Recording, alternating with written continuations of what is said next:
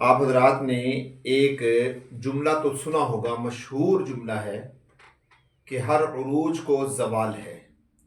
یعنی دنیا میں کوئی بھی چیز جب عروج پکڑتی ہے تو پھر ایک وقت کے بعد اس کا زوال شروع ہو جاتا ہے۔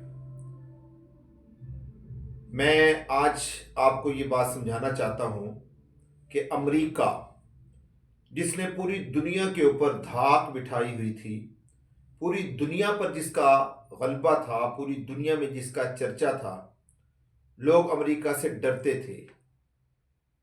ایک وقت آیا، امریکہ پر عروج آیا، لیکن اب امریکہ زوال کی طرف جا رہا ہے۔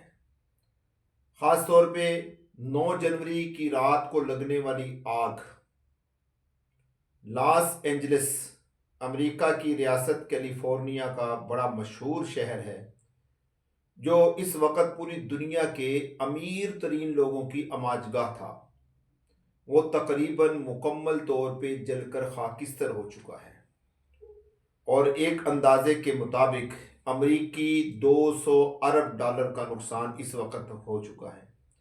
یہ تو بعد میں پتہ چلے گا کہ کتنا نقصان ہوا، لیکن اگر پاکستانی روپوں کے اندر اس کو کنورٹ کیا جائے، تبدیل کیا جائے، تو وہ کئی 100 کھرب روپیہ بنتا ہے، جو اس وقت امریکہ کا نقصان ہو چکا ہے۔ میں دوستو، امریکہ پر یہ عذاب کیوں آیا؟ بہت سارے حضرات اس کے اوپر تبصرہ کرتے ہیں۔ کوئی کہتا ہے کہ غزہ کے اوپر انہوں نے چونکہ عالمی جنگ مسلط کی، اسرائیل کو مسلط کیا، انہوں نے غزہ پر ظلم کیا، اللہ نے اس ظلم کا بدلہ ان سے لیا کہ ان کے اوپر عذاب آیا۔ طرح طرح کی باتیں ہوتی ہیں۔ یہ ساری باتیں اپنی جگہ پہ ٹھیک ہیں کہ جو آدمی ظلم کرتا ہے اس پر اللہ کا عذاب آتا ہے۔ مسلمان بڑی خوشیاں منا رہے ہیں، بڑے خوش ہوتے ہیں اور کہتے ہیں کہ دیکھو انہوں نے یہ کیا، ان پر اللہ کا عذاب آیا، انہوں نے یہ کیا، ان پر اللہ کا عذاب آیا۔ میں صرف ایک بات کرنا چاہتا ہوں، ممکن ہے میری اس بات سے لوگوں کو تکلیف بھی ہو، پریشانی بھی ہو، طرح طرح کے اعتراضات بھی ہوں، طرح طرح کے کمنٹس بھی ہوں، طرح طرح کے سوالات بھی ہوں، لیکن ایک بات میں کر دینا چاہتا ہوں کہ 2004 میں جب پاکستان کے اوپر زلزلہ آیا،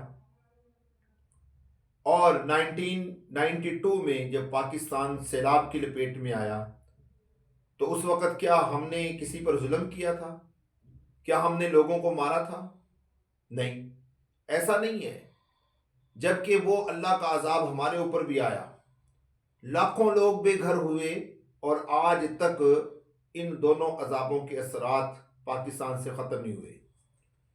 تو اس کا مطلب یہ ہوا کہ امریکہ نے جو ظلم کیا اس کا عذاب اس پر آیا۔ ہم ذرا تھوڑی دیر کے لیے مسلمان غور کریں، میری یہ چھوٹی سی ویڈیو ہے 4-5 منٹ کی، میں آپ کو سمجھا دوں۔ ہم تھوڑا ظلم کر رہے ہیں۔ آج پورے پاکستان میں جو بچیوں کے ساتھ ظلم ہوتا ہے، جو عورتوں کے ساتھ ظلم ہوتا ہے، جو غریب لوگوں کے ساتھ ظلم ہوتا ہے، طرح طرح کے ظلم ہوتے ہیں۔ روزانہ ہزاروں خبریں ایسی ملتی ہیں کہ وراثت کی وجہ سے بچیوں کو قتل کر دیا گیا، شراب نوشی عام ہو چکی ہے، زنا عام ہو چکا ہے، ہر طرف ظلم اور بربریت کا ایک بازار گرم ہے۔ مسلمانوں کو اس پر خوش نہیں ہونا چاہیے۔ اگر اللہ چاہتے تو یہی آگ پاکستان میں لگا دیتے، ہندوستان میں لگا دیتے، بنگلہ دیش میں لگا دیتے، یا کسی بھی اسلامی ریاست میں لگا دیتے، تو ہمارے لیے تو سنبھالنا مشکل ہو جاتا۔ پھر ہم کیا کہتے کہ اللہ کا عذاب نہیں ہے؟ اس لیے میں دوستو، کسی کے اوپر اترنے والے عذاب سے خوش نہیں ہونا چاہیے، بلکہ ہمیں فکر کرنی چاہیے کہ ہمارے ساتھ کیا ہونے والا ہے۔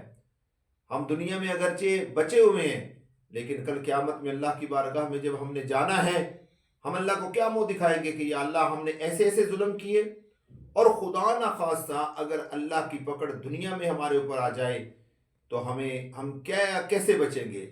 اس لیے کسی کے اوپر ہونے والے عذاب یا ظلم سے خوشیاں نہیں منانی چاہیے، بلکہ اللہ سے ڈریں، اللہ سے خوف کریں، اور اللہ سے معافیاں مانگیں کہ اللہ کل ان کے اوپر عذاب آئے، آج ان کے اوپر عذاب آیا ہے، کل کو کہیں ہمارے اوپر نہ یہ مسلط کر دیا جائے۔